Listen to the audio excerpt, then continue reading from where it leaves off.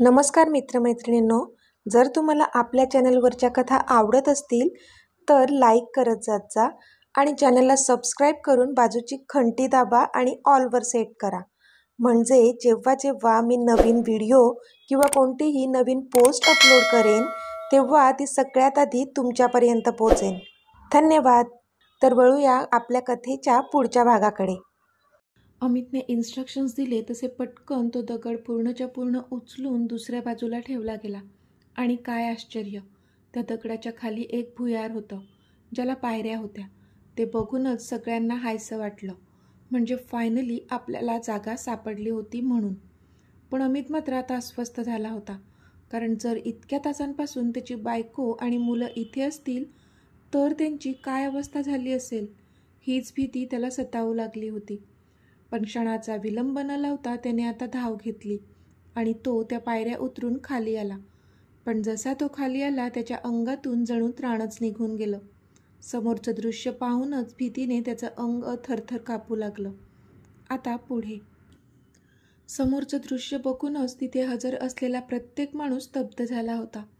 एका बाजूला जानू निपचित पडलेल्या अवस्थेत दिसत होती आणि तिच्या जवळच जिनू आणि प्रिन्सेस पण निपचित पडले होते. प्रिन्सेस जिनूच्या मिठीत होती. कदाचित जिनू तिला मिठीत घेऊन बसला असावा आणि काही वेळानंतर त्यांची शुद्ध हरपली असावी, असंच त्यांना पाहून वाटत होतं. बाजूलाच त्या दोघांच्याही स्कूल बॅग्स आणि पाण्याच्या बॉटल्स होत्या. ते पाहूनच अमितच्या डोळ्यांतून अश्रू बाहेर पडले. पण ह्या क्षणी ते फक्त बेशुद्ध आहेत की मग? विचारसुद्धा करवत नव्हता त्याला आणि तो पुरता हादरला होता. त्याचे पाय लटलट कापत होते. त्याला धावत जाऊन त्या तिघांनाही मिठीत घ्यायचं होतं, पण त्याचे पाय मात्र जागचे हलत नव्हते. जणू एकाच जागेवर ते फ्रीज झाले असावे. पण रॉनी मात्र जिनू आणि प्रिन्सेसजवळ धावत गेला. त्याने जिनूच्या आणि प्रिन्सेसच्या नाकाला हात लावला. बॉस, श्वास सुरू आहे, रॉनी बोलला आणि त्याने पटकन त्याच्या माणसाच्या मदतीने त्या दोघांना उचलून घेतलं आणि बाहेर धाव घेतली. पण रॉनीच्या त्या बॉस, श्वास सुरू आहे ह्या वाक्याने जणू अमितच्या शरीरातून बाहेर पडलेले प्राण परत आले असं जाणवलं त्याला. तो पटकन भानावर येत त्याने जानूजवळ धाव घेतली आणि त्याने तिचं डोकं त्याच्या मांडीवर घेतलं. जान, जान, ओपन युअर आईज डिअर, त्याने तिला जोराने हाक मारली. पण तिचा कोणताच प्रतिसाद नव्हता मिळत. त्याने तिला मिठीत घेतलं होतं, अगदी घट्ट, आणि त्याचवेळी त्याला तिच्या हृदयाची होणारी धडधड जाणवली. तसं त्याने पटकन तिला स्वतःच्या दोन्ही हातांवर उचललं आणि तो बाहेर घेऊन आला तिला. बाहेर डॉक्टरांची टीम सज्ज होतीच. एका ॲम्ब्युलन्समध्ये जिनू आणि प्रिन्सेसला हलवण्यात आले आणि पटापट त्यांना ऑक्सिजन मास्क लावून त्यांच्यावर प्राथमिक उपचार सुरू केले गेले. रॉनी त्यांच्याजवळच होता. अमित जानूला घेऊन बाहेर आला. त्याने तिला दुसऱ्या ॲम्ब्युलन्समध्ये ठेवलं आणि तो पण तिच्या बाजूला बसला. तिच्यावर पण प्राथमिक उपचार सुरू करण्यात आले आणि त्या दोन्ही ॲम्ब्युलन्स आता वाऱ्याच्या वेगाने रस्त्यावरून धावत हॉस्पिटलकडे चालल्या होत्या. त्या दोन्ही ॲम्ब्युलन्स हॉस्पिटलकडे पोहोचण्याच्या आधीच तिथे एक अख्खीच्या अख्खी डॉक्टरांची फौज तैनात करण्यात आली होती. आता दोन्ही ॲम्ब्युलन्स हॉस्पिटलकडे पोहोचल्या होत्या. तशी बाहेरच सज्ज असलेली हॉस्पिटलची टीम पुढे आली आणि त्यांनी त्या तिघांना पटापट स्ट्रेचरवर घेतलं आणि डायरेक्ट इमर्जन्सी रूममध्ये घेऊन आले. अमित आणि रॉनी पण त्यांच्या पाठी धावत आले होते. शिवाय त्यांच्या पाठी अमितचे बॉडीगार्ड्सची टीम पण होती. आत्ताशी पहाटेचे 4 वाजले होते, त्यामुळे हॉस्पिटलमध्ये एवढी वर्दळ नव्हती माणसांची. पण जितके पण लोक होते ते मात्र हा समोरचा नजारा बघतच राहिले होते. नक्कीच कोणीतरी VIP माणूस आजारी आहे वाटतं, नाहीतर एवढे बॉडीगार्ड्स का असतील? शिवाय डॉक्टरांची पण तारांबळ उडाली. काही जण आपापसात बडबडत होते. हो ना, नक्कीच, एवढे सगळे डॉक्टर, ते पण ह्या वेळेला, नाहीतर कधी त्यांच्या वेळेतसुद्धा ते हजर नसतात. त्यातलाच एक जण तोंड वाकडं करत म्हणाला, सर, तुम्ही प्लीज बाहेर थांबा, आम्हाला आमचं काम करू द्या. त्यातलाच एक डॉक्टर अमितला अडवत बोलला, कारण अमित पण त्या इमर्जन्सी रूममध्ये जात होता म्हणून तो डॉक्टर त्याला अडवत होता. पण अमितने मात्र त्या डॉक्टरची कॉलर पकडली. तसा तो डॉक्टर मात्र घाबरून त्याच्याकडे पाहू लागला. माझी फॅमिली आहे ती, माझ्या मुलांना आणि बायकोला काहीच होता कामा नये. मला ते अगदी नीट सुखरूप माझ्यासमोर हवे आहेत. अंडरस्टँड?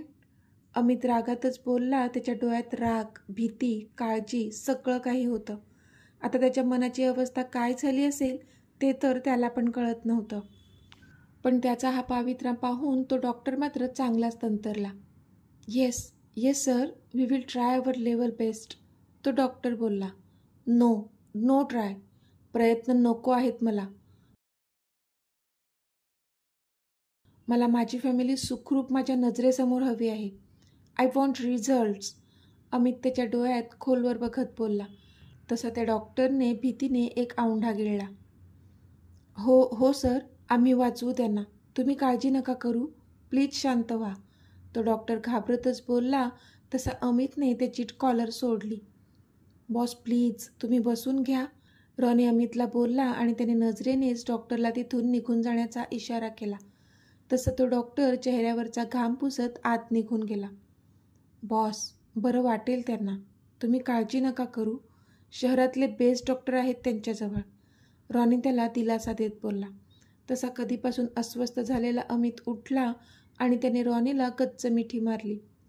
रॉनी, काहीच होणार नाही ना रे त्यांना, बरं वाटेल ना, मी आता पुन्हा नाही जगू शकणार एकटा, मला हवी आहे माझी जान, माझा जिनू आणि प्रिन्सेस, अमित खूपच हृदयापासून बोलला. तसा रॉनी स्तब्ध झाला त्याचं ते दुःख ऐकून. काहीच होणार नाही त्यांना बॉस, सगळं नीट होणार आहे.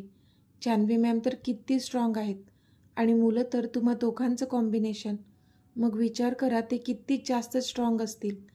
आता पटकन पप्पा म्हणून हाक मारतील तुम्हाला, तुम्ही बघाच, रॉनी त्याला धीर देत बोलला खरा, पण मनातल्या मनात तो पण घाबरलाच होता. देव न करो, पण आत्ता ह्या क्षणाला जर मुलांना आणि जान्हवी मॅमला काही झालं तर त्याचा बॉस त्या मोहनची तर दयनीय अवस्था करेलच, पण अख्ख्या जगाला सुद्धा आग लावेल, तो माहीत होतं त्याला. मग रॉनी तिकडेच अमितच्या बाजूला बसला, कारण सध्या तरी तो त्याच्या बॉसला एकटं सोडू शकत नव्हता. रॉनीने आशूला मेसेज केला की जानू आणि मुलं सापडली आहेत आणि ते सध्या हॉस्पिटलमध्ये आहेत.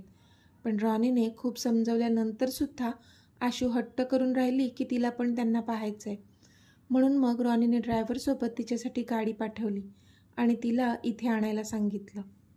इथे अमित डोळे बंद करून त्या खुर्चीला डोकं मागे रेलून बसला होता. पण आज त्याने त्या भुयारात पाहिलेलं ते चित्र काही केलं त्याच्या डोळ्यांसमोरून जात नव्हतं. निपचित पडलेली त्याची जानू आणि मुलं वारंवार त्याच्या डोळ्यांसमोर येत होते आणि त्याच्या अंगाचा नुसता थरकाप उडत होता. जर आपल्याला थोडा जरी उशीर झाला असता तिथे पोहोचायला तर काय झालं असतं ह्याची कल्पनासुद्धा त्याला करवत नव्हती.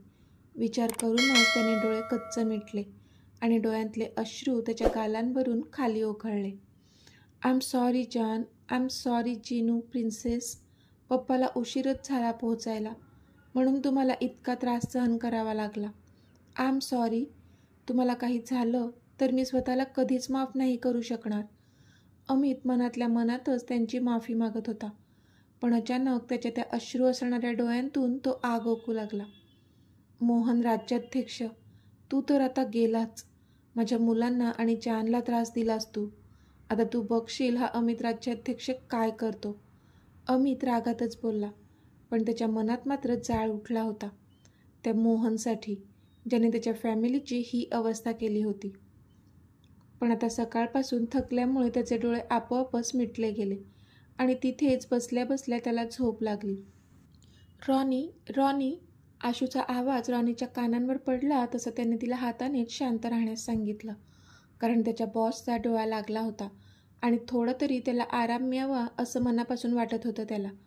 रॉनीने आशूचा हात पकडला आणि तो तिला थोडं बाजूला घेऊन आला.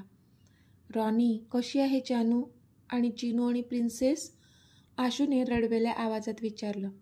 ते इमर्जन्सी रूममध्ये आहेत आशू, डॉक्टर त्यांना ट्रीट करत आहेत, वाटेल त्यांना बरं, तू रडणं थांबव आधी, रॉनी बोलला. तशी ती रडत रडतच त्याच्या मिठीत शिरली.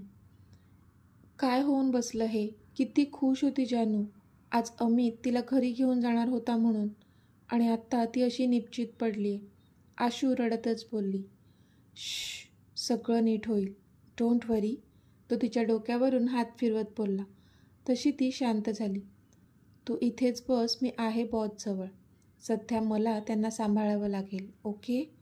तो बोलला तशी तिने मान होमध्ये डोलावली. तिने एकदा वाकून अमित जिथे बसला होता तिथे पाहिलं, तर खरंच तो खूपच थकलेला दिसला तिला. तिला त्याच्यासाठी पण वाईट वाटत होतं. कालपासून अक्षरशः झपाटल्यासारखा तो जानू आणि मुलांचा शोध घेत होता. पण अचानक तिची नजर समोरच्या ICU रूमवर गेली आणि तिच्या डोळ्यांसमोरून काही चित्र खूपच वेगाने धावू लागले. हॉस्पिटलमधलीच ती सगळी दृश्य एकापाठोपाठ एक तिच्या डोळ्यांसमोर नाचू लागले. जसं की हे पहिल्यांदा नव्हतं घडत, हे आधीपासून तिच्यासोबत घडलंय असं तिला वाटू लागलं होतं. असंही तिला तर काही आठवत नाहीये. डोक्याला खूप मार लागला आहे तिच्या. मेमरी लॉस झालाय. आता कितपत मेमरी लॉस झालाय ते आम्ही नाही सांगू शकत. सगळे शब्द तिच्या कानांमध्ये लाऊडस्पीकरसारखे घुमू लागले होते, ज्याचा तिला ह्या क्षणी अतोनात त्रास होत होता. तिने तिच्या दोन्ही कानांवर हात ठेवले होते, पण तरी तो आवाज काही तिचा पिच्छा सोडत नव्हता. तिचं डोकं जबरदस्त दुखू लागलं होतं. आह! ती जोरातच ओरडली तसं रॉनीने तिच्याकडे पाहिलं आणि तो धावतच तिच्याजवळ गेला. तिच्या आवाजाने अमितला पण जाग आली होती आणि तो पण तिच्याजवळ आला होता. What happen? Are you okay? रॉनीने काळजीने विचारलं. तशी ती भानावर आली आणि एकदा रॉनीकडे तर एकदा अमितकडे पाहू लागली. काय झालं आशू? तू ठीक आहेस ना? आता अमितने सुद्धा काळजीने विचारलं. तशी ती त्याच्याकडे पाहतच राहिली. त्याला एकटक पाहत होती ती. हे असं आधी पण घडून गेलंय असं वाटत होतं तिला. म्हणजे अमितचं असं काळजीने विचारणं. तू ठीक आहेस ना? तिला काहीच कळत नव्हतं. अमितला तर ती आत्ताच ओळखू लागली होती.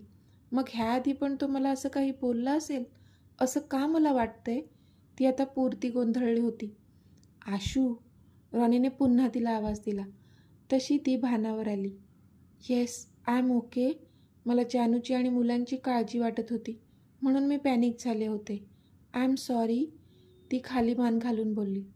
इट्स ओके आशू, आणि जानू आणि मुलांना काहीच होणार नाही. डोंट वरी, अमित बोलला. तशी तिने त्याच्याकडे पाहून मान डोलावली.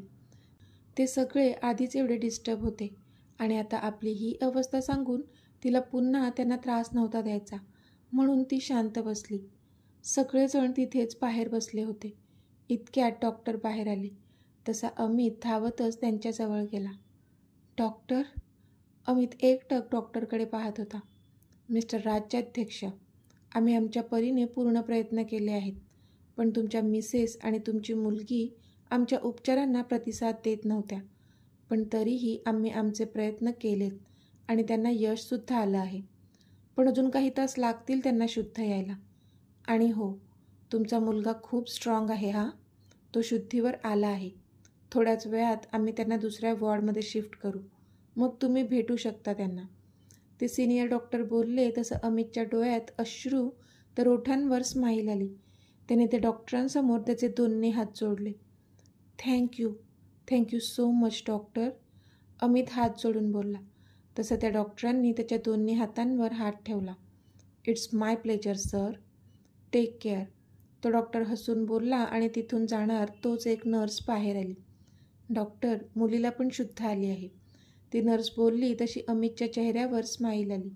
दॅट्स ग्रेट, आता त्या दोन्ही मुलांना एका वॉर्डमध्ये शिफ्ट करा, डॉक्टर बोलले आणि निघून गेले.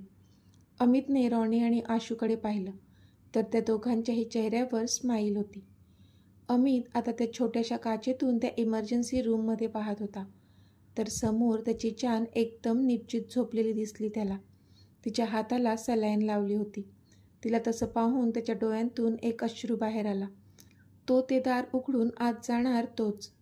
सर, VIP वॉर्डमध्ये मुलांना शिफ्ट केलं आहे, तुम्ही आता त्यांना भेटू शकता, एक नर्स येऊन सांगून गेली. तसे ते सगळेजण त्या वॉर्डकडे जाऊ लागले. सर, प्लीज एकेकांनी भेटा, ती नर्स बोलली. अमितने आशूकडे पाहिलं आणि तिला डोळ्यांनीच आत जायला सांगितलं, पण तिने नाहीमध्ये मान हलवली. अमित, तू जा आधी, ती बोलली. तसं रॉनीने पण त्याच्या पाठीवर हात ठेवत त्याला आधी जायला सांगितले.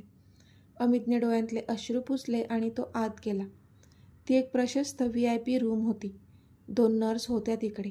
त्या दोघांना एकाच किंग साईज बेडवर ठेवलं होतं. दोन्ही मुलं घाबरलेली दिसत होती. त्यांना तसं पाहून अमितच्या छातीत धस्स झालं.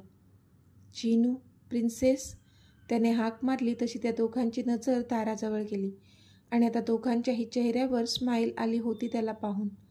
पप्पा, दोघांनीही आनंदाने एकत्र झाक मारली. तसा अमित पळतच गेला त्या दोघांजवळ आणि त्याने त्या दोघांनाही आपल्या मिठीत घेतलं. आणि पास, सुकून काय असतो ते त्याला आत्ता त्यांच्या मिठीत जाणवत होतं. तुम्ही ठीक आहेत ना? अमित त्या दोघांच्या चेहऱ्यावरून हात फिरवत बोलला. हो पप्पा, आम्हाला तर बरं वाटतंय. आम्हाला ना चोर पकडून घेऊन गेले होते आणि त्यांनी आम्हाला खूप अंधार असलेल्या खोलीत ठेवलेलं. तिथे आम्हाला खूप भीती वाटत होती. आम्हाला बांधून पण ठेवलं होतं. हे बघा. प्रिन्सेस तिच्या हातांवर उठलेले ते लाल वळ त्याला दाखवत बोलली. पण ते वळ बघूनच त्याच्या डोळ्यांच्या कडा पाणावल्या. त्याने एकदा जिनूकडे पाहिलं तर जिनूच्या हातांना पण वळ उठले होते. आत्ता मात्र त्याचा बांध फुटला आणि त्याने पुन्हा एकदा त्यांना छातीशी कवटाळलं. I am sorry champ, I am sorry princess. पप्पा वेळेत नाही पोहोचू शकले, नाहीतर तुमच्यावर ही वेळ आलीच नसती, अमित बोलला. नो पप्पा, तुम्ही वेळेत आलात म्हणून आम्ही वाचलो, नाहीतर कदाचित. जिनू बोलतच होता की अमितने त्याच्या तोंडावर हात ठेवला. पण तुम्ही म्हणतात की दोरीने बांधलं होतं, पण आम्ही पोचलो तेव्हा तर तुम्ही बांधलेले नव्हतात. मग ती दोरी कोणी सोडली होती? अमितने काहीतरी आठवत विचारलं. दादाने. पप्पा, दादा खूप ब्रेव आहे. त्यानेच आम्हाला बांधलेली दोरी सोडली होती. प्रिन्सेस तिच्या दादाचं कौतुक करत होती. तसं अमितने खूपच अभिमानाने पाहिलं जिनूकडे. पप्पा, दोरी तर मी सोडली होती, पण तिथून निघण्यासाठी आम्हाला कोणताच रस्ता सापडला नव्हता आणि मम्माला पण श्वास घ्यायला त्रास होत होता. पाणी पण संपलं होतं. आम्ही काही खाल्लंसुद्धा नव्हतं, म्हणून मम्मा बेशुद्ध झाली. त्यानंतर थोड्याच वेळात प्रिन्सेस पण बेशुद्ध झाली. मला कळत नव्हतं काय करू. मला मग एकट्याला भीती वाटू लागली होती तिथे आणि थोड्या वेळाने मग माझ्या डोळ्यांसमोर पण अंधार आला आणि मी बेशुद्ध झालो. त्यानंतर काय घडलं मला काही नाही माहीत, जिनू बोलला. पण त्याचं ऐकून इथे अमित मात्र स्तब्ध झाला होता.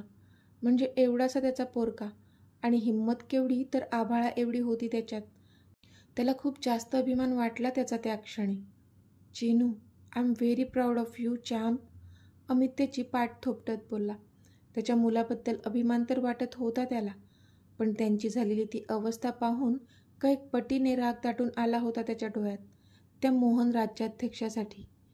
मोहन, मी येतोय तुझ्या सगळ्या पापांची शिक्षा तुला द्यायला, तो मनातच बोलला आणि हाताच्या मुठी घट्ट आवळल्या त्याने.